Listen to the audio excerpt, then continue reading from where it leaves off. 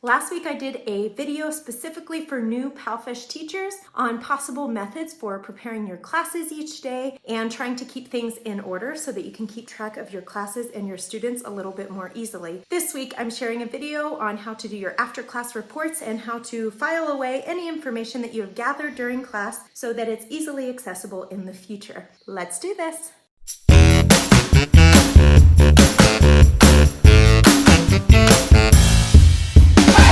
Brittney Cheray here. I'm a Christ follower, a wife of 5 years, a mother to 3 ages 4 and under, a missionary in Guatemala, and I also teach ESL online. And I am here to inspire, train, and equip some of you to do the same. So first, I just want to walk you through me doing an actual after-class report.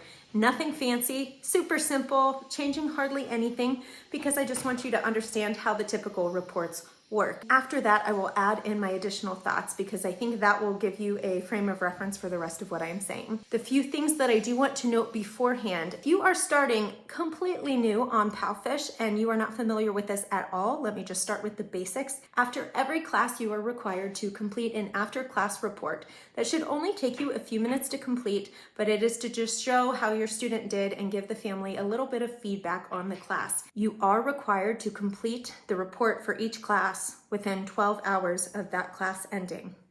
Is that clear? If you do not, there is a financial penalty, and it can really hurt if you forget to do all of your class reports in a day. I'm not saying that I know this from experience, but I'm not saying that I do not know this from experience.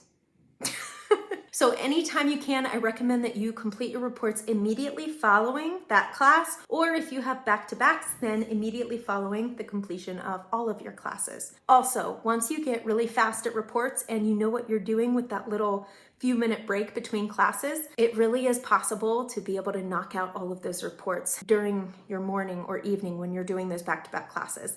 That can come later though if you're not feeling comfortable right now, but it is something to take note. Often, depending on how my morning goes, even when I have back-to-backs, I can end with only 1 or 2 reports left. Now, when you are first starting, you also need to know that it takes a few minutes for your after-class report to roll in if you are in OKC. If you are doing trials, those after-class reports will pop up on your screen immediately following your trial. So as you exit the classroom, your report will come. If you have time, it is better to do it right then when it pops up, particularly because if this is a trial, you want to give them as quick a feedback as possible because you're hoping that family will choose to purchase a package and start taking classes through PalFish. So it's always better if they can get very quick feedback. But if you have back-to-back classes and it was pushed too close to that time and you can't do it, you can just click out of the report and come back to it later. Something to note, once you click out of the report, it is going to take a little bit of time before it is available in after-class reports for you to complete. That will be true of any OKC class you do because the reports do not pop up as you exit the classroom. It often takes 5 to 10 minutes, I want to say, for it to show up in the after-class reports. So if you have all of your other reports done and you finish class, do not forget to come back to do that final report. I often just sit there and wait for it to roll in so that I don't forget because it's so easy to do. But for a little window of time after you have completed a class, either an OKC class or a trial class after you clicked out of the report, you do not see that student under your current classes and you do not see them in after class. At the most, I want to say it's 15 to 20 minutes that you have to wait, but just try not to panic if you suddenly realize the student is just missing and you haven't done your report. Just wait a little bit and it will come in. Okay.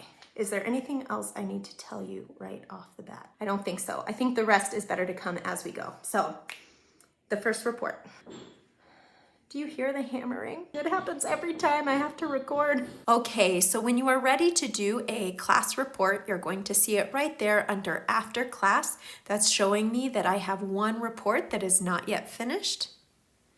And here we're in the tab that says To Do. If it's clicked on All, you're going to see all of the classes that you have had, but you want to be at To Do, and here you see that I have one report. So here you come down to Finish Now. You have 2 things that you need to select at the top of the page. We have Student Performance and Student's Attitude. You need to select one from under each of those categories. If you do not, it will not let you submit the report. In this case, my student was focused and she had a good attitude. We practiced the words apple, sandwich, lemonade, and then the sentence, what do you have? I have a sandwich. So here it says did well in. So in this case, she did very well in all three, as well as the sentence. If she would have struggled with one, I could leave lemonade not selected, and I would select it under needs improvements in. But in this case, she didn't need that. Down here, student's ability, it explains what each category is, but just keep in mind you want to rate stars. You can do whole stars or half stars. I'm thinking through my class. This one was a little bit tougher. But she's a new student and I also want to give her very positive feedback. Then based on the things that I selected, it's going to auto-generate part of the report. So if you click comment preview there at the bottom, it will let you see what it has already produced. And you can run through that and see if it fits your student appropriately or if you need to make any changes. I would say, it was so wonderful to meet you today. And I like to use their names to make it a little more personal, and you can add anything that you need to. I have a class, so I'll catch you later. So I was interrupted there because my next class was about to start and it sent me there early. But I recommend, especially when you have a new student in the beginning, that you give as specific feedback as possible, only because you're trying to establish a connection with the student and with the parents. And this student actually had a number of hours already. She was just there. It was the first time for me to have her. But once you feel content with your after class report, whether you add a lot or just a little, then you come down at the bottom and hit OK. It has been submitted, and now I can still access that. I can see the report that I did or look at the class information by going over to all. So this shows the classes, all of the classes that I've had. I could just keep going back further and further, but these are the reports that are already done as well.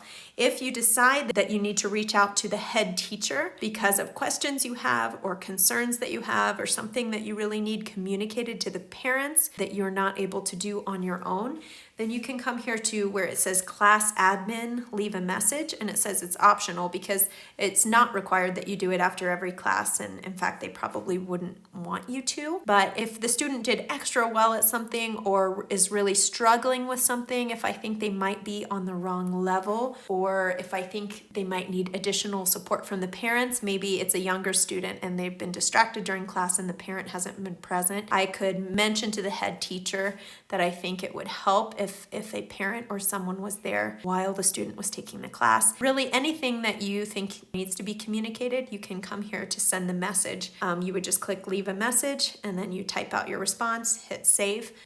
All right, so in regards to those messages that you might end up sending to class admin, which is the head teacher of any given student, you should not expect to get a response back from them. That does not mean it won't happen, but most of the time it won't. Some people tend to get a little bit worked up about that and think, why aren't they responding to me? Well, just keep in mind that the responsibility of the class admin or the head teachers is to make sure that the students and their parents are having a good experience with PalFish. And so mainly they're catering to them. Often they're going to receive our messages and they might talk to the family or do whatever they need to on their end, and they're not necessarily going to respond. And that's fine. They don't need to respond to us. There are going to be times when it's frustrating, when you feel like you actually need feedback and when you're concerned that the message isn't reaching them. But just, I want you to know ahead of time that this is normal to not hear back from them, that you shouldn't expect to hear back from them. Our responsibility as teachers is to make sure that we are doing our best with the students in our classroom and that we are communicating any necessary information back to the head teachers. After that, it's outside of our control. This is normal, so we do the best that we can do, and then we just try to let go of the stuff that we don't have control over anyway. So in regards to actually filling out the report, I did mention some of those notes as I was filling it out, but I just want to come back and say I do recommend that when you can, that you personalize, that you put in notes of things that the students struggled with or a small victory that they had in class. Sometimes I even like to reference something funny that happened, something that made us laugh, something that mom or dad added into class, because it's just showing that you see your student, you know the family, and you want to make that connection with them. At the same time, do not go overboard on your after class reports. You are going to fill out so many of these over time. I made the mistake in the beginning of spending way too much time on each report and trying to make it so personalized and make sure that every message had something special to say. You are going to burn out so quickly if you're doing that. And even if right now you're only doing a few classes at a time and you have time to sit down and spend 10 to 15 minutes on a report, there's going to come a time, hopefully, if everything goes as you wish, where you do have back-to-back classes, where you might have a whole lot of classes in a day, and it's just not going to be sustainable. This is hard. I want to be careful not to give you the wrong advice, because you might want to put some extra effort into things in the beginning as you are trying to build your student base. But I just want to say, don't go overboard. Personalize a little bit when you can. When you can't really think of anything to add and the report that rolls in once you make the selections is accurate to the student in the class, it's okay to use that as well. Now that they allow us to alter those automated reports, my preference is to pull that up immediately, like I did in the example, while I'm filling it out so that I can see what is there. Sometimes I'm gonna read it and think, none of this applies to this student in this class, so I just delete it all and I write my own report that does make sense for their class. Other times I think, no, that's pretty good, and I have this student 3 times a week and I don't think they care about the reports anyway. I don't just disregard the reports completely, but sometimes I see that that automated report that comes in works good enough for the class, it's accurate to the student and the class, and I go ahead and submit that. I'm not saying to be careless and just send stuff for the sake of sending stuff, but just don't go overboard. That's my recommendation. The other thing that I think is really important to mention is that it is good to let students and parents know ways that they can be improving or things that you want to work on with them. But there are so many ways to word that. You could take it in a very negative direction that's going to make the student feel discouraged and the parents to feel frustrated, or you can do it in a positive light so you are presenting the things they can work on, but you're saying, hey, we're gonna figure this out together and these are opportunities to learn and grow. Just make sure that when you offer criticism that you're doing it in, well, constructive criticism, but that you're doing it in a way that lets the student and parents feel hopeful that you know what you're doing as a teacher, that you're headed in the right direction, that right now it's something they need to work on, but we're gonna get there together. I just think it's so important to always make things positive. Just make sure that whatever you're doing is not discouraging the student or making the parents feel frustrated with their child, but it's instead just giving them opportunities to grow. That's what we do. We're teachers, right? And then I want to do a recap on the reports that you do after lesson 10. In case you didn't know, lesson 10 in every unit is the review unit over the previous 9 lessons. When you do those, your report is going to look different. You don't have those options to select the words or phrases that they did well or struggled with. Instead, you're just given 2 boxes where you are going to put the things that they did very well on and the things that they could still work on. For a unit review, different teachers have different recommendations for how you should grade them, and that has a lot to do with cultural differences. I tend to want to be very exact in my grading, and I do tend to do that, and I haven't had problems with my students or my parents. Now, I wouldn't say that I always grade as low as I think it could be, but I always take note of the areas where they still need some work. Some people say that they always give 10 out of 10 because that's an expectation of parents in the culture. I don't know the answer to that because I haven't spent time in China, and honestly, I got so used to doing the reports one way before I even heard some of those things. But I know that I've had my students for a really long time, and some of the parents have talked about how they appreciated my feedback. So I just always make a note to be very positive in my feedback, even if I'm including areas of improvement. Focus a lot on what they did well, and then you say, I did notice some areas that we could work to help you grow even more, you know, whether it's pronunciation or helping the vocabulary to stick better, listening instead of being so quick to speak. I always say I'm so glad that you're so eager to speak, not afraid to make mistakes. That's so good, but make sure that you slow down and listen to what I'm saying so that you can respond appropriately. These are all things that you can take note of when you are doing your end of unit report. If the student has just done really well overall and there were just a couple of mistakes, I'll usually just give them 10 out of 10 on all of them, and then you get a spot to put what the student was good at and what the student needs to improve in. And at that point, I would, again, even though you're mentioning ways to improve, you can always find a way to point that toward opportunities for growth. So here, an important thing to take note of is that you do need to have 200 words minimum in each section in order to be able to submit the report.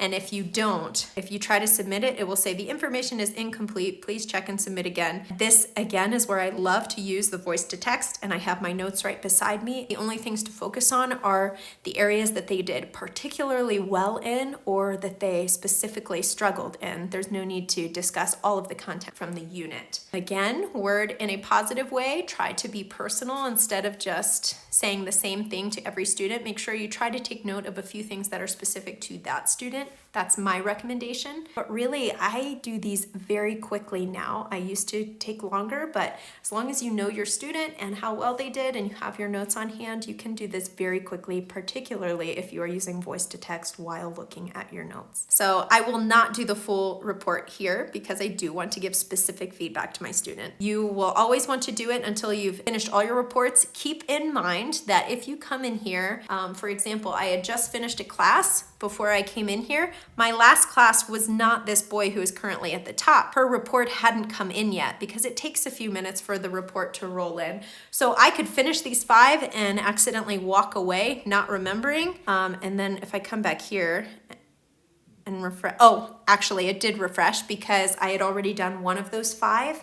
If I would have done the rest of those students and come back here, I would have discovered that there was one more pending that wasn't visible in that other spot because it wasn't refreshing, if that makes sense. So just be careful. Maybe come back to the home page every time when you're finished with your reports just to make sure that another one didn't roll in that you forgot about. As I mentioned, I realized that they include all of the words and phrases from the unit in that final after class report.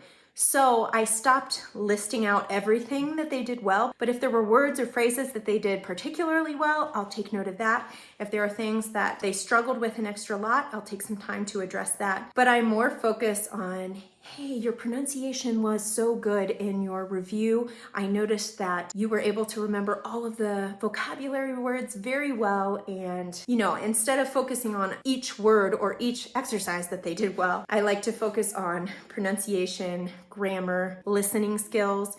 Take note of what things you've been working on with that student. Maybe they've been struggling with reading, but you noticed in this review that they did better than they had in the previous unit. So take note of that. Again, even though it's the unit review, I say don't go overboard. Keep it simple. As I mentioned, I like to turn on that voice to text feature. Watch carefully what you're doing so that you don't make any ridiculous mistakes. It happens. I've seen some inappropriate mistakes come up, so it's good that I was reading. I always recommend that you watch it, but it goes a lot faster. And just like I talked about last week, I usually have like the overview of all the slides on a screenshot on my phone. And because I'm speaking, I'm able to look at that screenshot. And as I glance over the slides, I'm able to remember which things they did really well on, which things they struggled with. And I just say it as I go. It might take more thinking in the beginning. As you go, it's going to become more and more natural for you and you won't have to spend so much time on it. And then if you had made notes on a paper about how the student did, because as I said, in the beginning, it's going to be harder to remember everything that happened in class. Or if you just have so many in a day that your brain is fried, the same thing could happen. So peek at your notes before you start and just cover anything that seems essential. Don't worry about having everything in it. You are required to have 200 words in each of those sections. If you do not, it will not allow you to submit the report. So take care of that. Now, the really unfortunate part of this is that I cannot show you an example of the after class report for trials because those are different. And that's extra unfortunate because most of you watching this video are watching it because you're at the very beginning of your PalFish journey and probably you are only receiving trials right now and not OKC students. I wish that I could help you. It's just that I'm booked too fully to receive trials and so there's no way for me to do an after class report for you. Maybe someone else can help me? Who else out there wants to help do a video so that I can put this on the channel? I mean, it's going to be set up very similarly to how the OKC reports are, but there are some different things for the trials. So one piece of advice that I would give for the after class reports for trial classes is err on the side of being overly positive and rating them higher than going lower, because you don't want to discourage them on their one sample class of PalFish where you're just trying to get an idea if it's the right level for them. So you do have to mark an area for improvement, but don't mark them really low for things. You want them to walk away feeling really good about their experience. And once they're taking full-time classes, you can give a lot more feedback to help them move in the right direction. Am I done? Have I missed anything? Please let me know if you have any questions. You can leave them in the comments below and I will happily answer them. I love receiving comments from you. I try to respond to everyone. If I miss it, it's a mistake. If I have to do another video to clarify things, I would be happy to do that. Was this helpful? Is there anything else I can do for you in regards to your after class?